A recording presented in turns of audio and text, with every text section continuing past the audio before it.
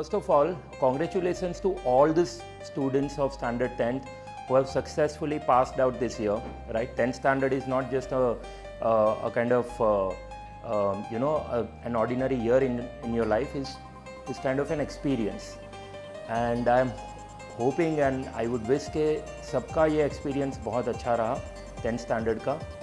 और हमारे इंस्टीट्यूट में बहुत सारे बच्चों का बहुत अच्छा रिजल्ट है. फर्स्ट ऑफ ऑल तो I would like to congratulate each and every student of our institute. और उसमें से कुछ जो सबसे ऊपर जो सबसे टॉप पे जो स्टूडेंट्स हैं वो यहाँ पे हमारे साथ है आज, और उनसे हम बातें करेंगे, उनसे ये जानेंगे कि उन्होंने क्या किया ये 10th स्टैंडर्ड में और क्या नहीं किया, what they have done and what they have not done for reaching to this success, right? So this is very important. First of all, see, it is said that if you want to become a successful person, then don't follow the success story, right? Follow the tips given by the successful people, right? So these are right now our celebrities, and we are going to ask them कि उन्होंने क्या किया पूरे साल कि उनसे उनको ये सफलता प्राप्त हुई. आई होप कि ये जो हमारा कॉन्वर्जेसन है वो अपकमिंग जनरेशन, अपकमिंग स्टूडेंट्स और अभी जो स्टूडेंट्स 10th में है, 12th में है, जो अपने लाइफ में बहुत कोई क्रूशियल पड़ाव पे है, उनको ये कॉन्वर्जेसन हेल्पफुल रहे. ठीक है? तो फर्स्ट ऑफ ऑल अच्छा, और एक बात मैं कहना चाहता हूँ कि हम जब भी कुछ करते हैं हमारे इंस्टीट्यूट में तो हम सब साथ में मिलके ही करते हैं और हम किसी को साइड आउट नहीं करते. पर ये चीज़ ऐसी है जिसमें सबको साथ लेके मैं सबके साथ तो बात नहीं कर पाऊँगा. तो वी आर ऑलरेडी मिसिंग दो students who are not here, right? चलो, तो सबसे पहले I would like all of you to introduce yourself to the people and then will have conversation. ठीक है? चलो, तो starting from Vaidehi, introduce yourself. Hello, myself Vaidehi Patel, and I have scored 90% in my board exams, and I am first in my school, that is HMB Sardar, and I am happy for this result. Hi, myself Manushi Bombewala, and I scored 90.7% and I am first in my school, LP Savani International. I scored highest marks in English from JV family, that is 92, and I give the credit to Jimit sir who taught us very well. Hi, Khushi Patel here, and I have scored 90.50% and I am 7th in my school, Srimati LP Savani Vidya Bhavan. Hello, myself Sil Patel, and I have scored 90.6% in my boards exams, and I have got highest mark in my maths, which was very difficult paper. Hello, I am Rishita Anajwala, and I have scored 90.5% in my board exam, and this year I have enjoyed very much studying 10th boards. Hello, myself Harpal Chavatwala. I have been in JVN since last year, and this was the best memorable year of my life, and I scored 91.33% and I scored 98 out of 100 in SS, and this all credit goes to JVN sir. Hello, myself Meet Mistry. I scored 90.3% and I have secured 3rd rank in my school. In mathematics, I got 99 marks out of 100 and I am very happy for it. Hello, myself Tarak Solanki.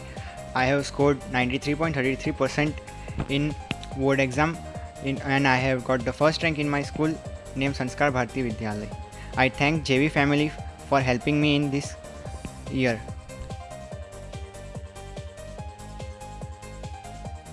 Myself Deepam Saraiya. I scored 90% in the SSC board, and it was fun learning with Jimit sir in the 10th standard. All right, so we are here. You have heard the result, and which is marvelous. I'm proud of each of them, and I would like to first of all ask you guys that आपने कभी सोचा था कि आप ये percentage लाओगे, या कोई आपका कोई ऐसा एम्बिशन था कि मुझे इतने परसेंटेज लाने हैं, इतने परसेंटेज लाने हैं? जनरली होता है ना कि जब कोई भी स्टूडेंट 10th में या 9th में आता है तो पहले से सोच के रखता है कि मुझे इतने परसेंटेज लाने हैं. क्या ये ऐसा था कि आपने सोचा था इतने परसेंटेज लाने हैं, या फिर वैसे ही आ गए? Right, I would like to start with you Dharak for that. Sir मैंने सोचा था कि मैं बोर्ड में इस साल 95% लाने की पूरी कोशिश करूँगा और मैंने मेहनत भी की, लेकिन कुछ वजह से मैं पीछे रह गया थोड़ी और मेरे 93.33% आए, लेकिन मैंने मेहनत पूरी की और उसके लिए मैं बहुत खुश हूँ। मतलब आपका एम्बिशन था 95%। तो ये चीज़ देखिए, जो भी स्टूडेंट्स ये देख रहे हैं, फर्स्ट ऑफ ऑल ये चीज़ बहुत इंपॉर्टेंट होती है ना कि आप अपना एम्बिशन जो है ना वो बहुत हाई रखें। वेदर आपको ये लगे कि मैं ये एम्बिशन के मतलब ये माइलस्टोन के लायक नहीं हूँ, वो सोचे ही नहीं आप। आप अपना जो एम है ना वो हमेशा बहुत ऊपर आपको रखना चाहिए, ठीक है। If you are thinking of engineering, don't think below IIT, ठीक है। If you are thinking for going into medical, don't think below AIIMS. तो जो अपना एम है बहुत ऊपर रखे। धारक ने बहुत अच्छी बात बोली कि उसने जो एम रखा था वो 95% का रखा था, तो उसके 93.5 आ गए। उसने अगर एम रखा होता 85% तो उसके मार्क्स आ जाते 83, राइट, और वो यहाँ पे नहीं बैठा होता हमारे साथ, ठीक है। I would like to ask you Harpal, because Harpal has been the student जो एक सरप्राइज़ है हमारे लिए। हमने नहीं सोचा था कि उसके इतने अच्छे परसेंटेज, इतने ज़्यादा परसेंटेज आएंगे। तो I would like to ask you कि आपने क्या ये सोचा था कि इतने परसेंटेज आएंगे या ऐसे ही आ गए? ये जानना बहुत ज़रूरी होता है ना, क्योंकि बहुत सारे स्टूडेंट एम ही इतना कम रखते हैं ना, राइट।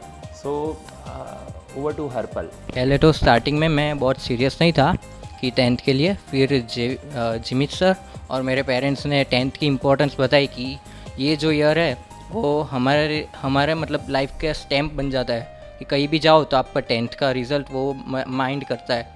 तो फिर मैं सीरियस हो गया और मैंने अपना गोल रखा कि मैं A1 तो ला कर ही रहूँगा, और मैंने वो स्कोर करके दिखाया। मैंने पूरे अपने एफर्ट्स दिखाए। मतलब वो एम रखना बहुत ज़रूरी है, आप लोग ये बोलना चाहते हो। अगर आप एम नहीं रखोगे तो फिर ऐसे ही तो नहीं आ सकते मार्क्स, राइट ना। ओके, आपका क्या कहना है इसके बारे में? ऑब्वियसली मैंने भी हाई एम रखा था, सो A1 लाके 94-95 की एक्सपेक्टेशन थी, लेकिन अब 90.5 आ गए हैं। ओके, आप में से कोई ऐसा है जिसने मतलब एम तो इतना नहीं रखा था और फिर भी ये मार्क्स आ गए? नहीं, कोई नहीं है, एक भी ऐसा नहीं है जिसने नहीं ये सोचा नहीं था कि इतने मार्क्स मेरे आने चाहिए और आ गए? नहीं, एक भी नहीं। मतलब ये एक बहुत बड़ी बात मुझे जानने मिली कि जब भी मुझे कोई चीज़ चाहिए लाइफ में तो मुझे वो एम रखना पड़ेगा। वो एम रखे बिना वो मार्क्स में नहीं ला पाऊँगा। या कोई भी चीज़, अगर मुझे कोई बड़ी गाड़ी चाहिए मेरी लाइफ में तो मैं एम करूँगा लैम्बोर्गिनी के लिए ही, राइट। अगर मैं एम रखूँगा कि मुझे कोई लोअर ब्रांड चाहिए तो फिर मैं वहीं एंड अप कर जाऊँगा, ठीक है। तो ये तो मतलब मेरे लिए भी बहुत इंस्पिरेशनल है ये सुनना, ठीक है। मानुषी, तुम्हारा क्या कहना है? क्योंकि how much I mean what was your score in 9th standard? My score in 9th standard was 89%. Okay, and in 10th standard? In 10th standard 90.7. हाँ, तो आपने ये सोचा कि मेरे 9th में तो 89 है तो अभी मैं 10th में तो 85 के ऊपर भी नहीं ला सकती हूँ, ऐसा आपने कभी सोचा था कि 9th में 89 आए तो आपने ये सोचा कि नहीं मुझे इससे ज़्यादा लाने हैं?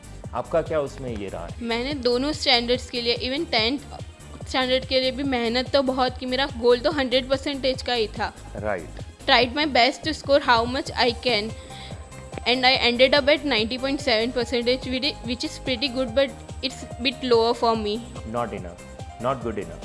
अच्छा, तो ये भी तो बहुत अच्छा एटीट्यूड है ना कि जो मुझे मिला मैं उससे खुश ना हो जाऊँ कि नहीं, क्योंकि आगे और जाना है हमें। ये कोई 10th थोड़ी है, कोई लाइफ की लास्ट एग्ज़ाम थोड़ी थी, राइट। तो मानुषी आई थिंक ये कहना चाहती है कि कोई लाइफ की लास्ट एग्ज़ाम नहीं थी जिसके कम मार्क्स भी आए हैं अपने एक्सपेक्टेशन से। तो there is always a next ball. Life एक ऐसी मैच है ना जिसमें हमेशा नेक्स्ट बॉल आती ही है, कभी ओवर यहाँ पे ख़त्म नहीं होती, ठीक है।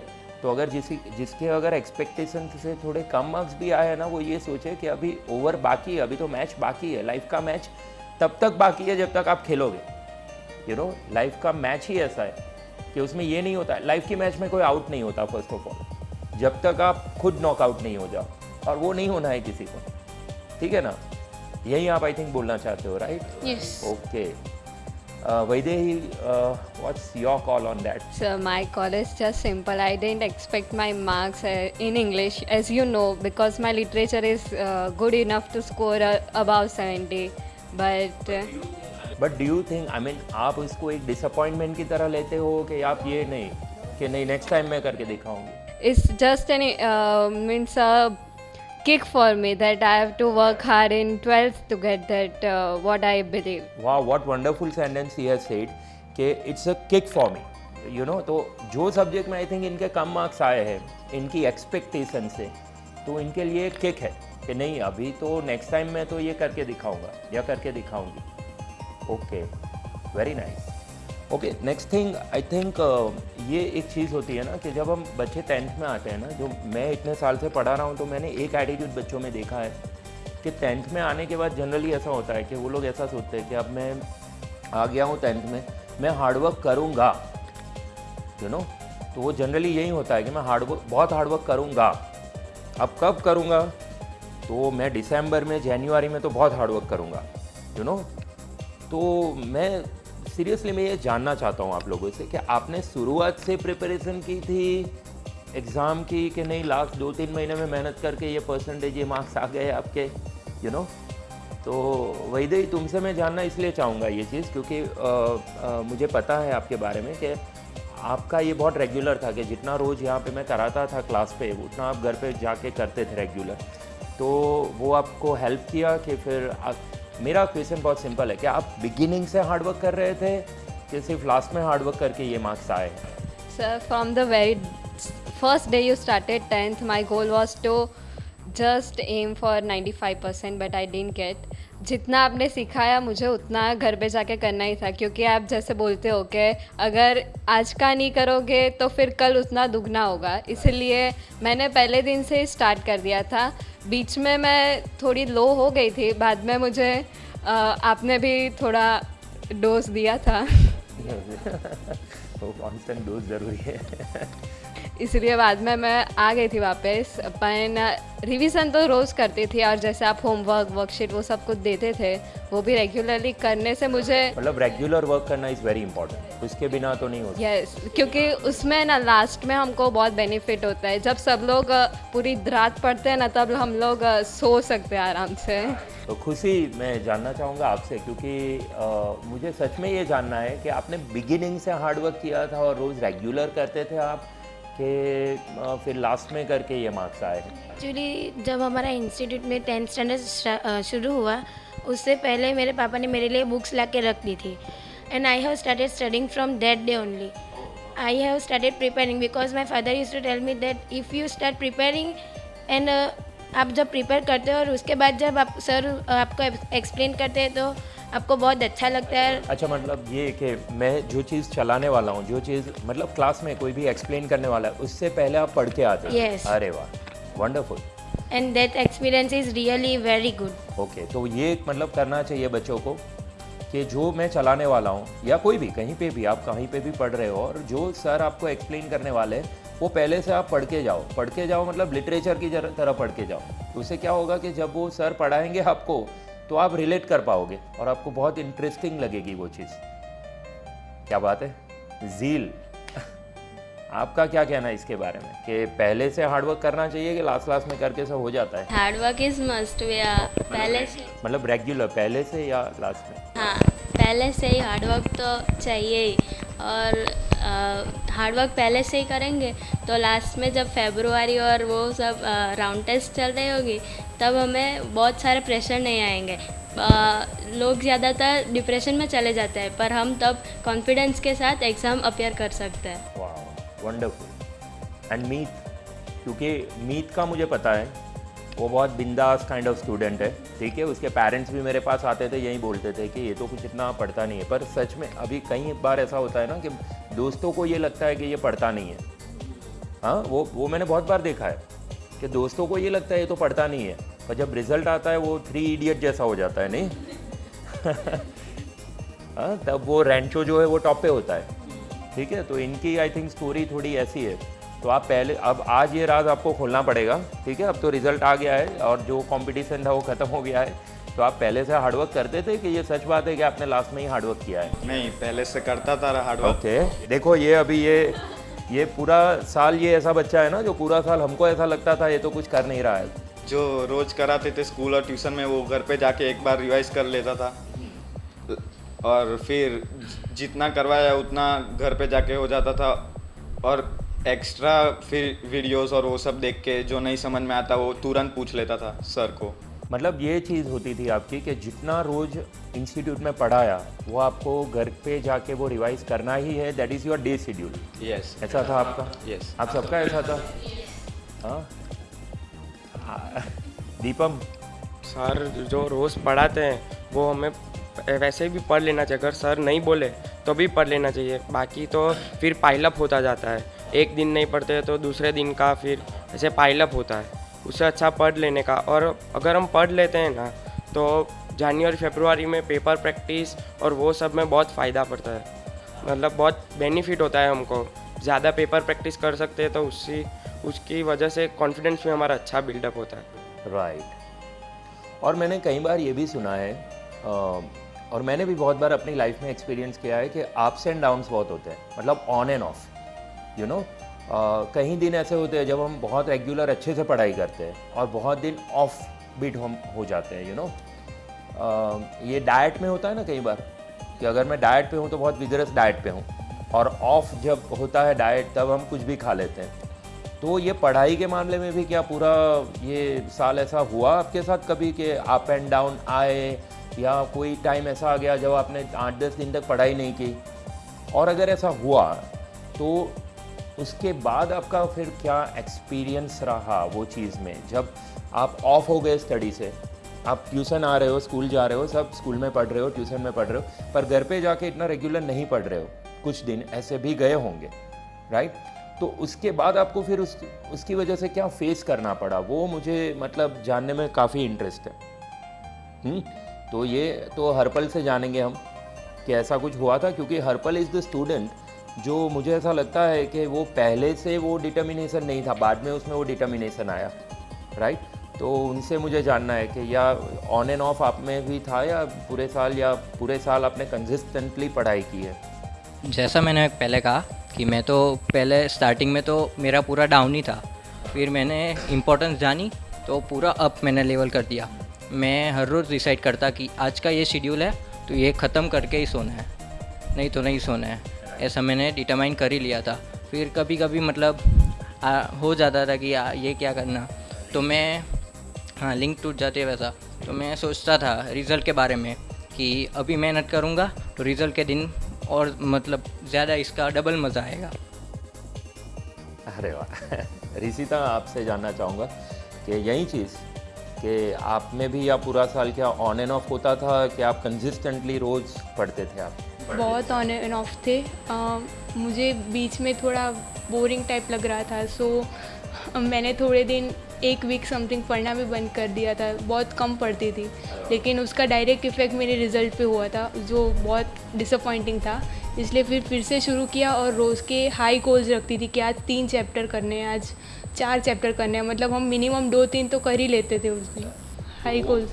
अच्छा, तो वो जो दिन थे जब आप ऑफ, मतलब यू नो ऑफ बीट थे, आप पढ़ाई नहीं कर रहे थे, क्या ड्यूरेशन था वो? 1 वीक 5 डेज में था। ओके, वन वीक चलो पकड़। उसके बाद वाले वीक में आपको फिर क्या ज़्यादा स्ट्रगल हो जाती थी ये वो, क्योंकि सर? हाँ, वो होती थी, वो पूरा 2 वीक का कवर करना पड़ता था जो 1 वीक में हो सकता था। वो थोड़ा लगा कि ऐसा नहीं करना चाहिए था और रिग्रेट था उसका तब। तो वो वापस वो किक आने के लिए कैसे वो फिर किक वापस आई कि नहीं अरे करना है मुझे, मैं तो 1 वीक से नहीं कर रहा हूँ? वो बहुत स्ट्रॉन्ग डिटर्मिनेशन लगाना पड़ता था उसके लिए, और फिर किया और मैं 2 वीक में फिर से नॉर्मल लाइन पे आ गई थी। एक बहुत इम्पॉर्टेंट चीज़ मुझे जाननी है आप लोगों से, आपका डे शेड्यूल क्या था पूरे? मतलब देखो, हम तो हमारे बैचेस लेते हैं ये वो, और हम हमारे हिसाब से आपको होमवर्क दे देते हैं, एग्ज़ाम के शेड्यूल्स दे देते हैं, ठीक है? पर कई लोगों का यू नो बहुत अपने हिसाब से डे शेड्यूल होता है, राइट? तो मैं तो इनफैक्ट आप सबसे जानना चाहूँगा और बहुत क्विकली कि आपके डे शेड्यूल क्या थे? हाँ, तो कहाँ से शुरू करें? आपसे शुरू करते हैं दीपक। कि क्या what was your day schedule? Sir जो पढ़ाते थे वो तो रात को आके ही पढ़ लेना होता है, और वर्कशीट्स वो नेक्स्ट दिन अगर उसी दिन हो जाती, ट्राई करता हूँ तो वो उसी दिन हो जाता है। अगर 20 सम्स है तो 10 to 15 सम्स तो कर ही लेना होता है। नहीं, डे शेड्यूल सुबह से रात तक आप कैसा, सुबह उठ के 3 to मैक्सिमम 4 to 5 आवर्स तो रिवाइज करना, चैप्टर्स रिवाइज करना, वर्कशीट सॉल्व करना, उसमें हो जाता है।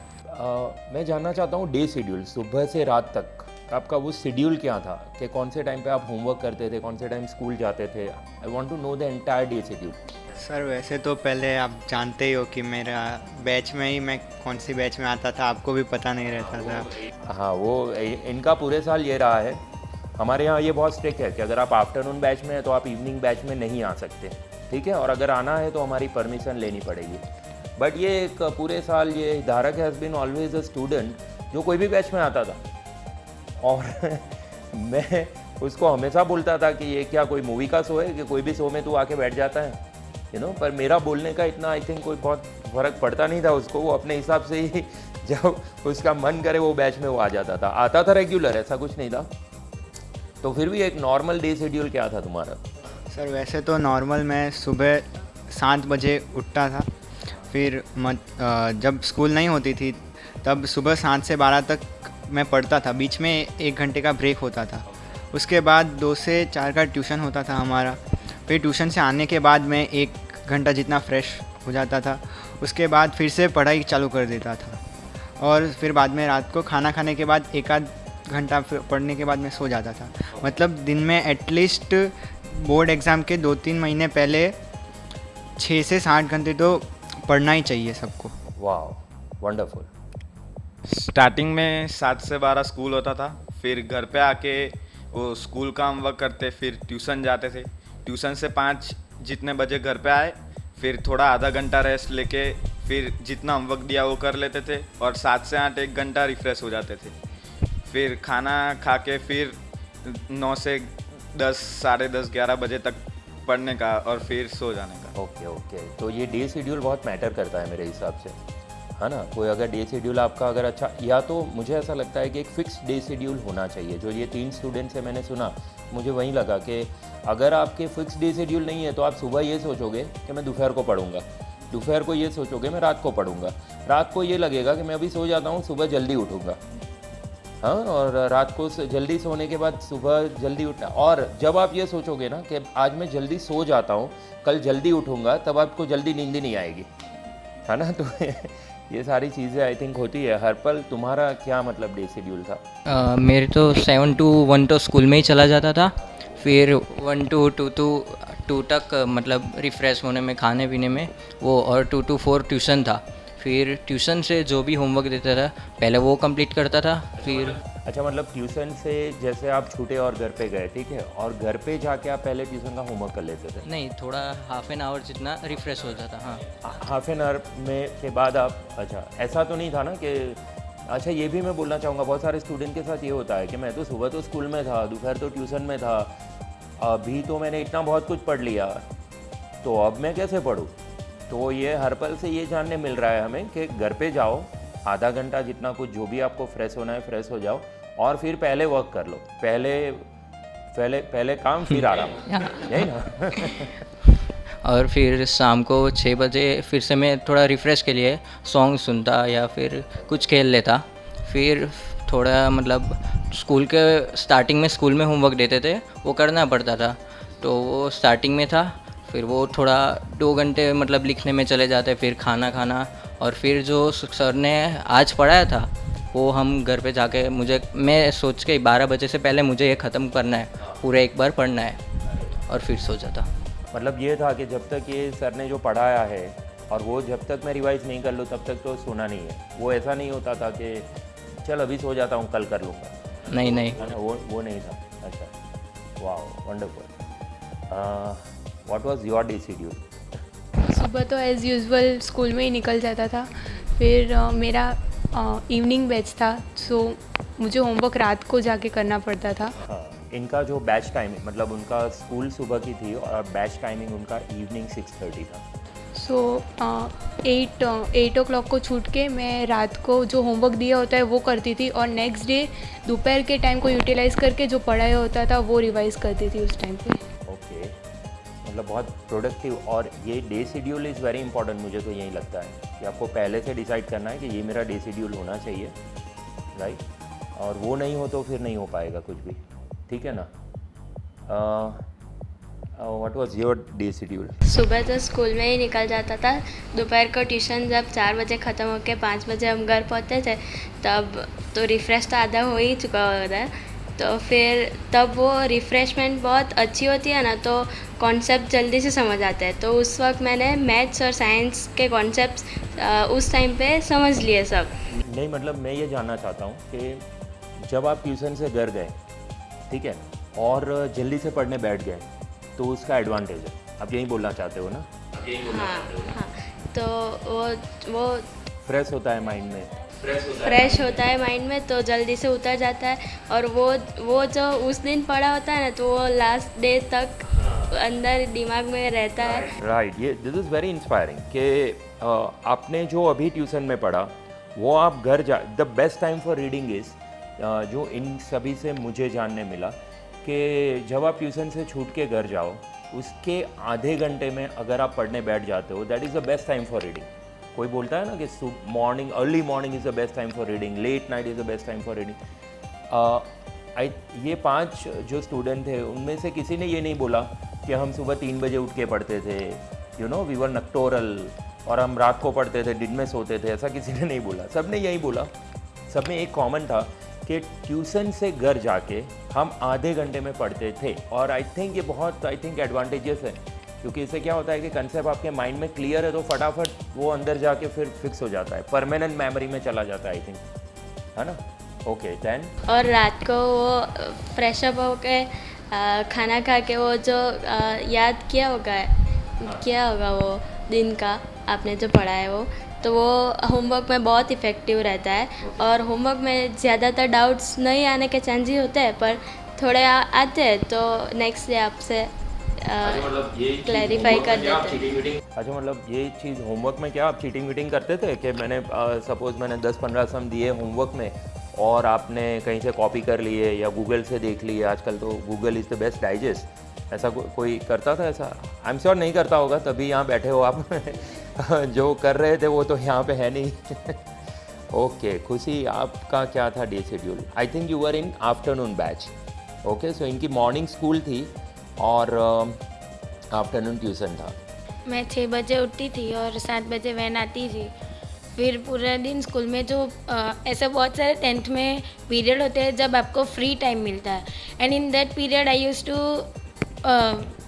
Finish my tuition homework. अरे वाह, मतलब स्कूल का टाइम आप ऐसे यूटिलाइज कर लेते थे? यस, एंड देन जब हम 1 बजे घर पे जाते हैं, फिर 2 बजे का ट्यूशन होता है because I was in afternoon batch, and 4-4:30 बजे मैं घर पे पहुंच जाती थी, लगभग 5 बजे। और फिर मेरा 5:30 को लैंग्वेज का क्लास होता था, वीक में 3 दिन, और उसमें मैं आधे घंटे में वो ट्राई करती थी कि सर जिसने पढ़ाया है वो सब मैं रिवाइज़ कर दूँ। उसमें रिवाइज़ हो जाता था, फिर मैं 7 बजे घर पे पहुंचती थी। अच्छा, मतलब मैं ये जान पा रहा हूँ आपसे कि आप सुबह स्कूल जाते थे, आफ्टरनून जो इंस्टीट्यूट है वहाँ पे जाते थे, फिर एक्स्ट्रा ट्यूशन जो आपने लगवाई थी लैंग्वेज के लिए उसके लिए आप जाते थे, ठीक है। तो ये बहुत कंटिन्यूस शेड्यूल में भी आप बीच बीच में टाइम निकाल लेते थे, तो दिस इज़ सो इंस्पायरिंग ना। कि इन जनरली क्या होता है ना, मेरे पास भी बहुत सारे पेरेंट्स आते हैं कि मेरे बच्चे के पास तो टाइम ही नहीं है, वो पढ़ेगा कब? सुबह ट्यूशन जाता है, सुबह स्कूल जाता है, फिर ट्यूशन आता है, फिर एक्स्ट्रा ट्यूशन लगवाइए उसमें जाता है। पर आई थिंक खुशी ने बहुत अच्छी बात बोली है कि स्कूल में भी जब फ्री टाइम होता है तो मैं ट्यूशन का होमवर्क कर लेती हूँ, फिर ट्यूशन से दूसरा ट्यूशन जो एक्स्ट्रा ट्यूशन है लैंग्वेज का, उसमें बीच में आधे घंटे का गैप है, तो वो आधा घंटे का गैप में वो पढ़ लेती थी, राइट। वहीं आई थिंक मुझे इनके डे शेड्यूल में ये बात बहुत अच्छी लगी कि बीच बीच में जो फ्री पीरियड था, जो फ्री टाइम था उनके पास, वो यूटिलाइज करते थे। That's wonderful thing. और फिर मैं 7 बजे घर पे पहुंचती थी लैंग्वेज का ट्यूशन ख़त्म करके, फिर मैं आधा घंटा मैं डिनर और वो सब करती थी, और फिर 7:30 बजे मैं पढ़ने बैठ जाती थी। एंड उसमें सबसे पहले जो होमवर्क रहता है वो मैं कंप्लीट करती हूँ। अच्छा, मतलब आप ये सोचते थे कि मैं तो सुबह से स्कूल, ट्यूशन, फिर एक्स्ट्रा ट्यूशन, तो मैं अभी थक गई, वो होता था आपके उसमें? नहीं नहीं, आप सोचते ही नहीं थे वो कि मैं थक गई हूँ? Because my parents was inspiring me R&R and फिर मैं लगभग 12 to 12:30 it's my time that 12 to 12:30 I use to study, और फिर मैं सो जाती थी रात को। एंड स्कूल में होमवर्क, ट्यूशन का होमवर्क, फ्री टाइम में ट्यूशन का होमवर्क करने का बेनिफिट ये है कि आपके पास आपके फ्रेंड्स भी है। If you have any doubt you can friends can help us, and that is really very important discussion that we had. Right right right, मतलब यूज़ कर लो दोस्तों को फ्री टाइम में भी, अच्छी बात है। ओके, मानुषी, क्या था आपका day schedule? The most important thing in my schedule was sleep. I sleep for 6 to 7 hours a day so that I don't feel lazy on the next day and I can achieve whatever I want to read. Okay, yes, that's very important. I think night sleep is very important. कोई ये नक्टोरल reading तो मतलब पता नहीं, मेरे से तो नहीं होती थी कि रात को, आप में से कोई था ऐसा नक्टोरल रीडर? Yes. 2-3 बार ट्राई किया आपने? Early morning. पर नहीं हो पाया। ओके, मतलब आई थिंक ये सबसे यही जानने मिला कि दिन में आपके पास इनफ टाइम है, और आई थिंक खुशी से तो बहुत अच्छी बात जानने मिलेगी, बीच बीच में जहाँ आपके पास फ्री टाइम है यूटिलाइज कर लो, ठीक है? Okay, Then my batch was afternoon batch. So when we were free from tuitions, I mean it took almost 9 o'clock. Then I went home and eat for about 10 o'clock or something. Then I revised all the things what sir told us at night. रात को मैं सो जाती थी full, मतलब 7 hours. Then school से जब return होती थी तब मैं मेरा होमवर्क करती थी। हाँ, मतलब यही डे शेड्यूल ये था। ये मानुषी इवनिंग बैच में थी। इवनिंग बैच में क्या होता है ना कि सुबह स्कूल है, इवनिंग में ट्यूशन है, और बीच में पूरा गैप था और उसको वो अच्छे से यूटिलाइज कर लेते थे, राइट। और Vaidehi is in HMB Sardar school, she is first ranker in that. और वैदेही का ही आफ्टरनून स्कूल है और मॉर्निंग ट्यूशन था, तो मॉर्निंग 7 to 9 उसका ट्यूशन था और आफ्टरनून 12:30 to 5:30 उनकी स्कूल थी। ओके, तो इनसे ये जानना बहुत इंटरेस्टिंग होगा क्योंकि 7 to 9 ट्यूशन है और बीच में 9 to 12 आपका गैप है। जनरली स्टूडेंट क्या करते हैं ना कि मैं जल्दी उठाऊँ तो घर जाके थोड़ा सो जाता हूँ, ठीक है, तो आपका ऐसा तो कुछ नहीं था? नहीं सर, इन सब लोगों से मेरा एकदम शेड्यूल अलग था क्योंकि मेरा मॉर्निंग बैच था। तो आप जैसे 7 to 9 मेरा बैच होता था, फिर मुझे वो 9 to 12 के टाइम आवर में बहुत टाइम मिल जाता था, उसमें मैं आपका जो रिवीजन होता था वो कर लेती थी, फिर होमवर्क जो होता था वो, फिर स्कूल चालू थी तब चालू थी तो जाते थे, फिर तो शाम को आके उसका होमवर्क होता था तो करते थे, वरना नहीं करते थे, इतना इम्पोर्टेंट नहीं था। अच्छा, होता था तो भी करते थे, वो बड़ी बात है। फिर आप मतलब अगर जो होमवर्क बाकी रहता था सुबह में करना बाकी हो जाता था वो कर देते थे। फिर मेरे घर मतलब मेरा ऐसा था कि मुझे स्लीप बहुत पसंद है, तो मैं प्रॉबेबली 9 o'clock को तो मैं सो जाती थी और फिर मुझे मॉर्निंग रीडिंग अच्छी लगती थी, इसलिए मैं 3 o'clock को समथिंग अबाउट उठ के फिर जो आपका आपने पढ़ाया होता है उसके आगे का पहले का भी रिवाइज हो जाता था, वो 3 to 7 के बीच के अंदर। तो देखो, आई थिंक वैदेही ने बहुत अच्छी बात बोली। जनरली क्या होता है ना कि कोई ऐसा बोलता है कि मैं 3 बजे उठ के पढ़ता था या पढ़ती थी, ठीक है, तो हमको ऐसा लगता है कि अरे 3 बजे उठ के पढ़ता है तो मतलब कम सोती होगी। उसने पहले क्या बोला कि I love my sleep, so I sleep early 9 o'clock, you know, तो आपको 6 घंटे की तो नींद मिल गई 9 to 3, एंड आई थिंक वो 6-7 घंटे की नींद तो इनफ है। तो वो शेड्यूल आप ऐसे बनाओ कि आप कंटिन्यू कभी भी पढ़ पाओ। और वो स्लीप तो कवर हो जाती थी क्योंकि बाद में स्कूल नहीं थी, तो फिर आफ्टरनून में जो टाइम मिलता था उसमें 1-2 घंटे की नैप चली जाती थी, तो हाँ मतलब हो गया ना, क्योंकि स्लीप होती है ना अच्छी तो पढ़ने में वो माइंड फ्रेश होता है।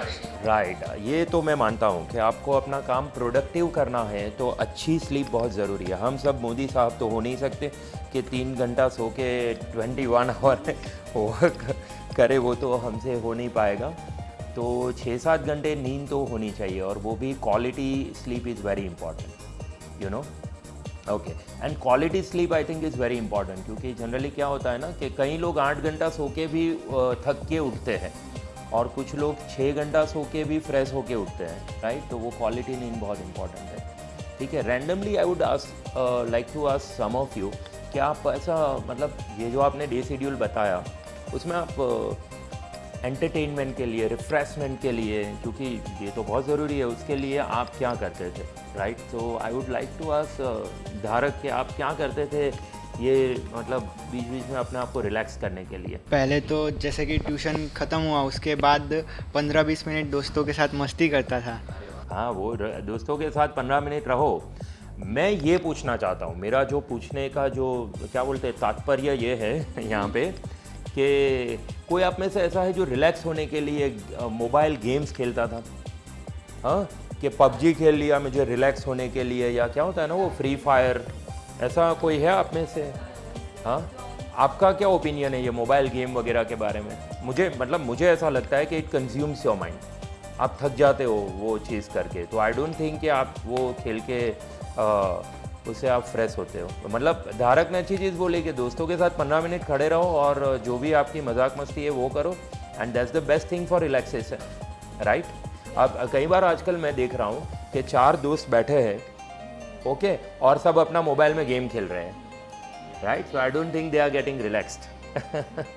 वही दे Sir, I think that mobile games is not very useful because not at all useful, क्योंकि आपने आपके लेक्चर में एक बार बोला था जब आप ये स्क्रीन्स के विषय बारे में बोल रहे थे, आपने ऐसा बोला था कि जो मोबाइल की स्क्रीन होती है वो आप देखते हो ना तो आपको नींद आने लगती है, लेज़ी फील करने लगते हो, आप थक जाते हो, स्ट्रेन होता है आपका माइंड, पूरा वो आपका मतलब एनर्जी वो कंज्यूम कर देता है। तो मोबाइल्स तो टच नहीं करते थे पर रिफ्रेशमेंट के लिए कार्टून्स देख लेते थे। वो अच्छी बात है।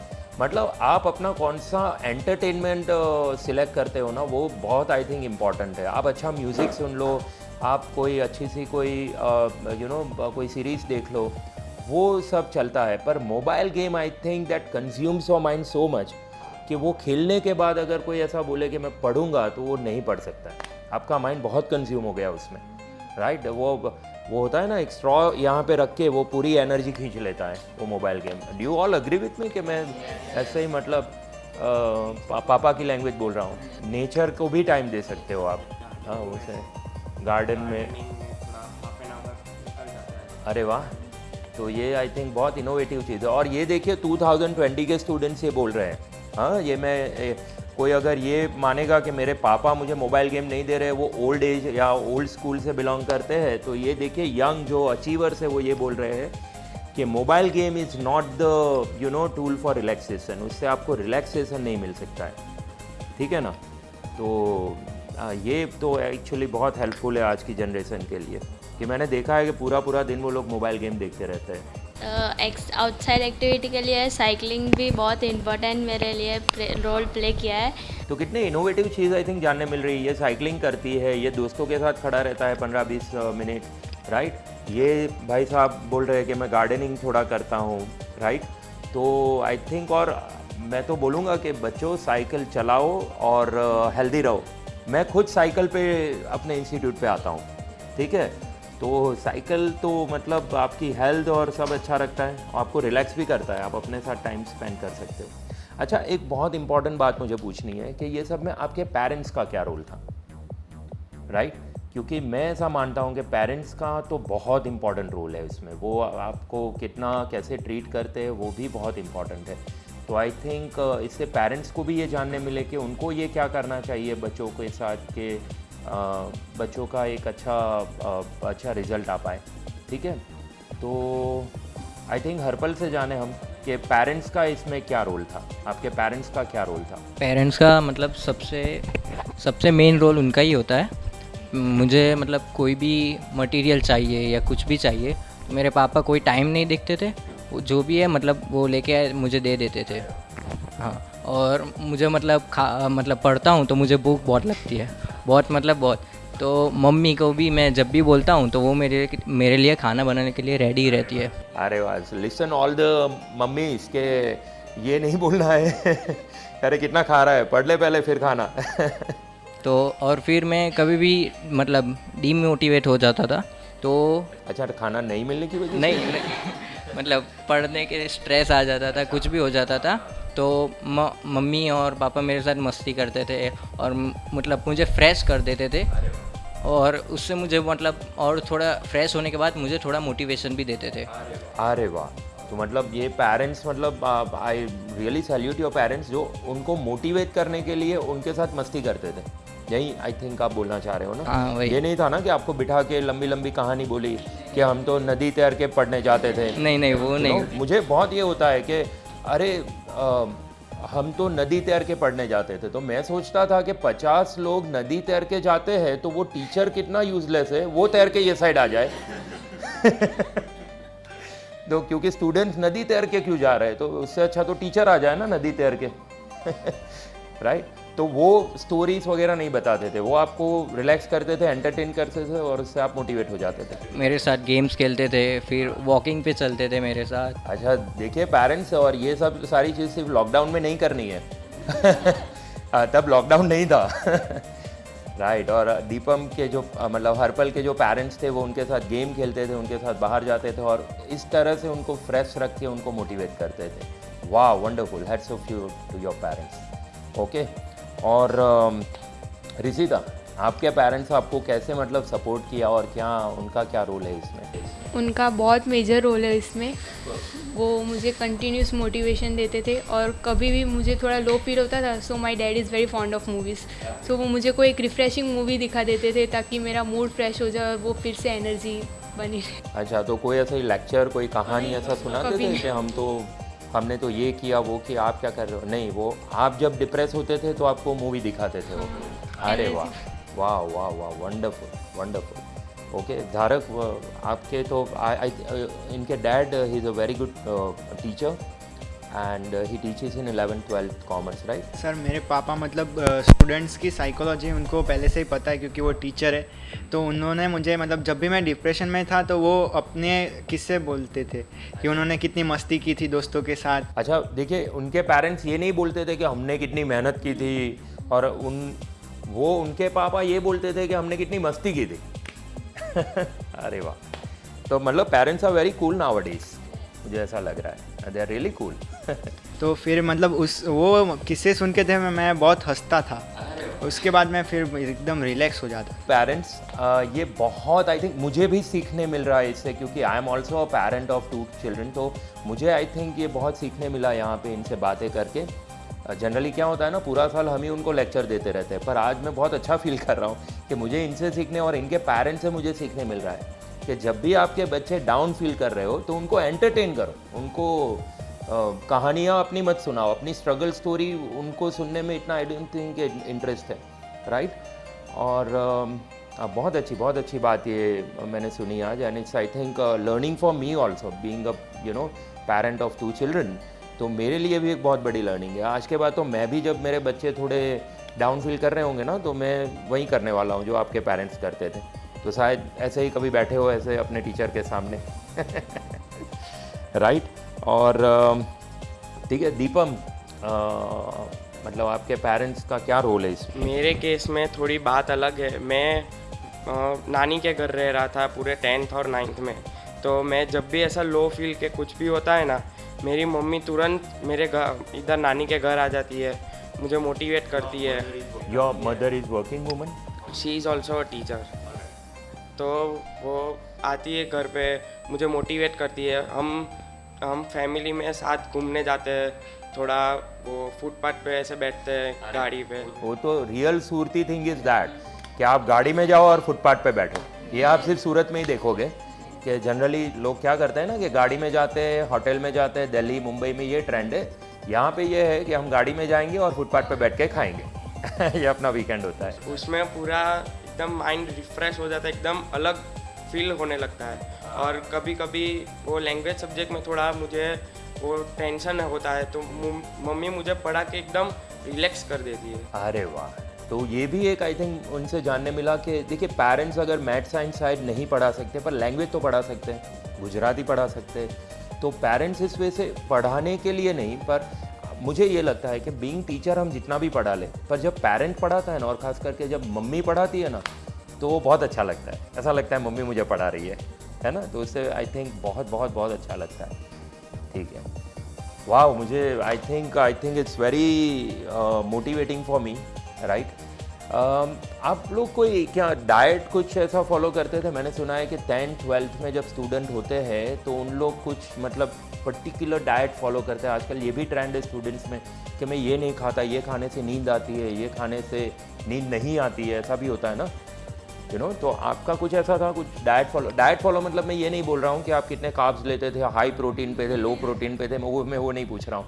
कोई चीज़ ऐसी थी जो आप अवॉइड करते थे कि नहीं ये मुझे दोपहर को नहीं खाना है, ये मुझे रात को नहीं खाना है, ऐसा कुछ आप में से किसी का था? तो फिर धारक सर वैसे मतलब खाने में तो हमारे फैमिली में तो सब खाते, हाँ वो तो हाँ आई अंडरस्टैंड।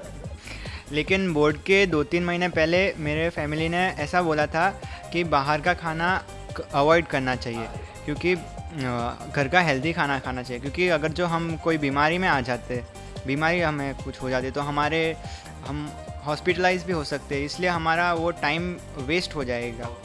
वाह वंडरफुल, ये आई थिंक ये है ना, सब जितनी बात हुई उसमें ये सब डूएबल है, राइट। पर सुरतीस के लिए ये थोड़ा डिफ़िकल्ट है कि 2-3 महीना बाहर नहीं खाना, तो इट्स वेरी डिफ़िकल्ट, है ना। पर अगर ये किया तो आई थिंक बीइंग सुरती आपके पेरेंट्स ने और सब ने बहुत बड़ा सेक्रीफाइस किया, क्योंकि आपको बाहर का खाना मना था कि वो लोग भी नहीं खाते थे। मतलब बोर्ड की एग्ज़ाम के कि वो लोग छुप छुप के पार्सल लेके आके रूम में खा लेते, तो ऐसा नहीं सर, मतलब बोर्ड के 1 महीने पहले मतलब हाँ मैंने प्रॉमिस किया था कि मैं नॉनवेज मैं वैसे खाता हूँ, लेकिन मैंने प्रॉमिस किया था कि नॉनवेज मैं नहीं खाऊंगा बोर्ड जब तक ख़त्म नहीं हो जाती। अरे वाह, मतलब यही चीज़ है, किसी की बद्दुआ नहीं लूँगा नहीं, पर ये चीज़ है कि बाहर का 2-3 महीने एग्ज़ाम के पहले हम नहीं खाएंगे, क्योंकि इससे क्या होगा कि शायद हेल्थ ख़राब हो गई, या तो कहीं पे हॉस्पिटलाइज हो गए, या ऐसा कुछ हो गया। हाँ, तो ये सही बात है, मतलब it's a very good thing. Okay, किसी और का ऐसा कुछ रेगुलर कुछ ऐसा डाइट प्लान या ये वो नहीं? ओके, नहीं आपका था? ओके, तो नहीं मतलब आई डोंट थिंक कि आपको ज़रूरत भी है डाइट की। सर डाइट जैसा कुछ नहीं था। मैं एक लड़की हूँ, तो लड़की को चॉकलेट्स खाना अच्छा लगता है, तो मेरे पापा ऐसे थे कि सब कुछ मेरे लिए ला के रखते थे, तो चॉकलेट हमारे घर में होती थी, तो जब मैं पढ़ने बैठती थी तब वो चॉकलेट खाना मेरी आदत थी, तो उसके वजह से ना माइंड थोड़ा रिफ़्रेश भी होता है। ऐसा मतलब पढ़ते टाइम कुछ खाते हैं ना, तो हाँ, अच्छा लगता है। वाह वाह वाह वाह, मतलब जनरली हमें ना रीडिंग को एक बहुत म्यूंडेन थिंग हमने बना दी है, वह बहुत ज़्यादा बोरिंग थिंग बना दी है। तो मतलब मैं पढ़ने बैठ रहा हूँ तो मेरा फेस एकदम सीरियस होना चाहिए, और पेरेंट्स भी मुझे कई बार आके बोलते हैं कि ये पढ़ने तो बैठता है पर आई डाउट कि वो पढ़ता भी है, क्योंकि हंसता रहता है, स्माइल है फेस पे। पर ऐसा नहीं है, सब आप जान लो पहले कि आप चॉकलेट खाते खाते भी पढ़ सकते हो। वैदेही आई थिंक तुम यही कहना चाहती हो, ठीक है, और खाते खाते भी पढ़ सकते हो। ये चीज़ होनी चाहिए कि you should be happy while you are reading, और मैं आई थिंक आपको याद होगा, मैं हमेशा बोलता था कि जब भी आप पढ़ने बैठो आपके फेस पे स्माइल होनी चाहिए, ये बहुत ज़रूरी है कि आई एम डूइंग समथिंग कि जिसमें मुझे मज़ा आ रही है। और जब भी आप पढ़ने बैठो आपके फेस पे स्माइल होनी चाहिए, तो वो स्माइल लाने के लिए chocolate is very good thing. Okay, so आप क्या ये चीज़ मेरी वाइफ को बता सकते हो कि जब भी आप चॉकलेट खाओ, मीठा, क्योंकि वो नहीं खाने देती मुझे, तो खुश रहने के लिए बहुत ज़रूरी है ये सब चीज़ें ठीक है। और एक बात मुझे बहुत इम्पॉर्टेंट आई थिंक है जो मुझे आपको पूछनी चाहिए कि paper practice, right, it's a very crucial part. Being teacher मुझे लगता है कि विदाउट पेपर प्रैक्टिस तो आप जितना भी पढ़ लो आप वो कॉन्फिडेंस ला ही नहीं सकते। तो मैं जानना चाहूँगा आप लोगों से कि पेपर प्रैक्टिस आपको कितना मतलब हेल्पफुल रहा। तो ख़ास करके आई थिंक मैं जानना चाहूँगा ये झील से कि पेपर प्रैक्टिस आपको कितना ये हेल्पफुल रहा। पेपर प्रैक्टिस मेरे लिए तो बहुत ऐसे इम्पोर्टेंट है, क्योंकि स्टार्टिंग में मेरा हैंड राइटिंग बहुत मतलब गंदे, इसीलिए मैंने आपसे ये क्वेश्चन पूछा, क्योंकि इतने स्टूडेंट में मुझे पता है कि आपके हैंड राइटिंग थोड़े इतने अच्छे नहीं थे, और अच्छे परसेंटेज लाने के लिए बहुत ज़रूरी है। और प्रेजेंटेशन भी मेरा बहुत पुअर था। फिर इंस्टीट्यूट के सब स्टाफ मेंबर्स ने मुझे बहुत सपोर्ट किया, और मुझे हैंड राइटिंग इम्प्रूव करने के लिए तो बहुत ही बोला गया था। और मैंने फिर बाद में जब फ्री टाइम या संडे को जब था तब मैंने हैंड राइटिंग पे का इम्प्रूव किया और फिर प्रेजेंटेशन की प्रैक्टिस पेपर देते वक्त किया। ओके एंड इसमें से आप में से किसकी I think your handwriting was not good enough right, so आपको पेपर ये जो राइटिंग प्रैक्टिस है वो कितना हेल्प किया? राइटिंग प्रैक्टिस स्पेशल लैंग्वेज में बहुत ज़्यादा हेल्प किया। जो जितनी ज़्यादा एग्ज़ाम दी हमने उतनी ज़्यादा हमको पेपर प्रेजेंटेशन और जो कैसे लिखना है वो सब पता चला। हैंड राइटिंग भी बहुत इम्प्रूव हुए। घर पे जितना ज़्यादा लैंग्वेज का लिखो उतना ज़्यादा हैंड राइटिंग इम्प्रूव होते थे। मतलब paper practice is very important. हाँ, और मैथ्स में भी पेपर प्रैक्टिस बहुत इंपॉर्टेंट है। मतलब जितने सम आपको दिए है उतने करने के, फिर जो एक्स्ट्रा उसके रिलेटेड है वो भी लिख लेने के, तो ज़्यादा ही। मतलब यही चीज़ है कि कोई ये रीज़न देता है ना कि मेरे हैंड राइटिंग अच्छे नहीं है, इसकी वजह से मेरे अच्छे पर्सन नहीं आ सकते, तो this 2 people are example right कि क्या हुआ, हैंड राइटिंग अच्छे नहीं है, पेपर प्रैक्टिस करो, आप उसको इम्प्रूव करो। You know biggest room in the world I think is the room for improvement, that's the biggest room in the world right. तो room for improvement is always there. तो आप ये कोई excuse दे के अगर ये बोले, ख़ास करके मैंने ये आप दोनों से इसीलिए पूछा कि इन लोगों के हैंड राइटिंग इतने अच्छे नहीं थे, but they worked on it. और हमने भी ये देखा, हमने भी ये रियलाइज़ किया कि लास्ट में उन्होंने जो 5th राउंड में जो पेपर लिखे उन लोगों ने, वो उसमें ड्रास्टिक डिफरेंस था फर्स्ट राउंड एग्ज़ाम और लास्ट राउंड एग्ज़ाम में, जो मुझे याद है, जो मैं रिकॉल कर पा रहा हूँ, ठीक है। और आई think your hand writing Deepam, तो आपको क्या मतलब पेपर राइटिंग कितना ज़रूरी है?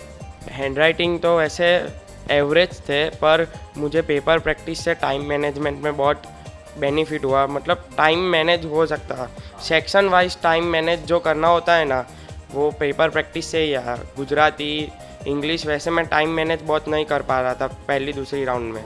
5th राउंड में आते आते पूरा पेपर 15 मिनट स्पेयर करके कंप्लीट ट्राई करता था कि हो जाए। ओके तो ये आई थिंक ये हमें 2 चीज़ जानने मिली कि पेपर प्रैक्टिस से इन दोनों ने ये बताया कि हमारे हैंड राइटिंग इम्प्रूव है, और इन्होंने दीपम ने ये बताया कि पेपर राइटिंग से उनका टाइम मैनेज हो पाया।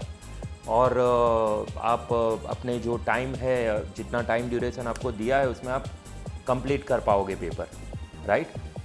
तो ये चीज़ें आई थिंक मुझे भी जानने मिली कि पेपर राइटिंग कैसे हेल्प करे। हम तो बीइंग टीचर बच्चों को मशीन समझ लेते हैं कि चल बेटा आज सुबह आ जाना, एक पेपर लिख लेना, चल शाम को आ जाना, एक पेपर। हमारे लिए तो बहुत इजी है कि आप लिख रहे हो, एक बंदे को वहाँ खड़ा कर दिया और आप लिखते जा रहे हो। तो मुझे खास ये जानना था कि क्या पेपर राइटिंग से एडवांटेज होता है। तो मुझे ये पता चला कि इससे हैंड राइटिंग आपकी में एक तो पॉलिश होती है, और दूसरा आपका टाइम मैनेजमेंट होता है, जिससे आप बोर्ड में कुछ टाइम कम ना पड़े। ओके, आप में से और कोई बताना चाहेगा कि पेपर राइटिंग से कैसे आपको हेल्पफुल रहा? पेपर राइटिंग से ऐसा कि हमें ज़्यादा क्वेश्चंस मिलते हैं, तो इससे कोई क्वेश्चन हार्ड हो जाए ना, तो फिर उसकी भी हमें प्रैक्टिस रहती है। मतलब कोई बार बोर्ड में पेपर हार्ड निकल जाए, जैसे कि मैथ्स का पेपर हार्ड निकला था इस बार थोड़ा, तो फिर उसमें कुछ बच्चे होते हैं कि जो डिप्रेशन में आ जाते हैं, उसके चांसेस पेपर प्रैक्टिस जितने ज़्यादा करते हैं ना, उससे कम होते हैं। तो ये भी बहुत अच्छी चीज़ जानने मिली कि जब हम पेपर प्रैक्टिस करते हैं तो we come across some new questions. You know, आपने पढ़ा कितना भी है, पर कोई ऐसा क्वेश्चन आ गया जो ट्विस्टेड है, जो हाई ऑर्डर थिंकिंग लेवल पे है, तो उसमें पेपर राइटिंग बहुत हेल्प करता है, क्योंकि स्पॉन्टेनियस थिंकिंग का जो प्रैक्टिस है वो पेपर राइटिंग से ही मिलता है। Very good thing I come to know. Manushi, what was your experience? 10th में स्टार्टिंग में मेरे 2-3 पेपर तो छूट गए थे, वैसे 3-4 क्वेश्चंस छूट गए थे। ओके, मतलब जब पहले आप पेपर लिखते थे तब? ओके, हाँ वो मुझे याद है। यस, और ऐसे ही मार्क्स मेरे कट हो जाते थे, और मेरे हैंड राइटिंग भी इतने अच्छे नहीं थे। पर फिर जैसे पेपर प्रैक्टिस हुई, वैसे मेरे स्पीड भी बढ़ती गई और हैंड राइटिंग भी अच्छे होते गए। अरे वाह, अच्छा। देन मैं ऐसा होता था, जो पेपर छूट जाए ना, तो दूसरे दिन या वीक में फ्री टाइम हो तो वो पेपर उतने टाइम में वापस लिखने की ट्राई करती थी, और मोस्ट ऑफ द पेपर मैं सेकेंड टाइम लिखती थी, जिससे मेरा रिवीजन भी हो जाए और टाइम में भी ख़त्म हो सके। राइट, मतलब जो पेपर आप इंस्टीट्यूट पे लिखते थे और उसमें आपके क्वेश्चन छूट गए या आपको ऐसा लगा कि I could not give my best, तो वही पेपर आप फिर से लिखते थे? Yes. अरे वाह, तो ये तो आई थिंक मैं हमेशा बोलता हूँ, हाँ, कि जो आप में जो आपको ऐसा लगे कि आपका अच्छा नहीं गया ये पेपर, तो ये मत सोचो कि मैं नेक्स्ट टाइम अच्छा करूँगा, अरे वही पेपर फिर से लिखो, राइट। सो मानुषी से आई थिंक ये चीज़ जानने मिली कि ये करने से बहुत ज़्यादा एडवांटेज है, Yes. Right. So paper writing से हम ये दोनों से ये जान पाए कि आपके हैंड राइटिंग अच्छे हो सकते हैं, इनसे हमें ये जानने मिला कि आप टाइम मैनेज कर सकते हो। धारक ने बहुत अच्छी बात बोली कि स्पॉन्टेनियस थिंकिंग की आपकी प्रैक्टिस होती है उससे, और मानुषी ने बहुत अच्छा बोला कि अगर आप ये सोचो पेपर राइटिंग के बाद कि अरे ये मैं इतना अच्छा पेपर नहीं लिख पाया, तो ये मत सोचो कि नेक्स्ट एग्ज़ाम में मैं अच्छा करूँगा, वहीं पेपर को फिर से लिखो, right. So it's been wonderful talking to you guys, सच में बहुत मज़ा आया मुझे।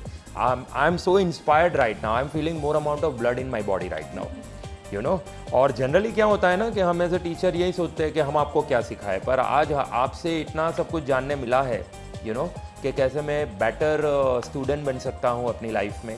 लाइफ के हम स्टूडेंट हैं सभी, कैसे हम बेटर पेरेंट्स बन सकते हैं, राइट। एंड आई होप कि आपके लिए भी ये सारी चीज़ें बहुत इंस्पायरिंग रहेगी। और आई विश के जितने भी स्टूडेंट अभी 10th में और जो 10th में आने वाले, एक पॉजिटिव अप्रोच रखें अपनी लाइफ में, हाई एम्बिशन रखें, पॉजिटिव अप्रोच रखें, ये दो चीज़ बहुत ज़रूरी है, राइट। इसमें से 3-4 जन तो ऐसे हैं जो ये लेवल पे पहले नहीं थे, राइट। हर्पल है, दीपम है, मीत है, आई थिंक मैं बोल सकता हूँ कि ये लेवल पे ये लोग नहीं थे और अपने हार्डवर्क की वजह से वो लोग आज यहाँ पे हैं, ठीक है। और हार्डवर्क भी नहीं, उसके अलावा जो चीज़ है वो है पॉजिटिविटी, सिंसियरिटी। कितने लोगों ने ये एक्सेप्ट किया कि हमारा हैंड राइटिंग अच्छे नहीं थे, हमारे रीडिंग हैबिट अच्छे नहीं थे, पर उन्होंने ये इम्प्रूव किया, ठीक है। सो आई होप एंड थिंक कि ये सारी बातें आपके लिए बहुत काम लगे आपको अपनी लाइफ में, सब लोगों के लिए। And thank you very much.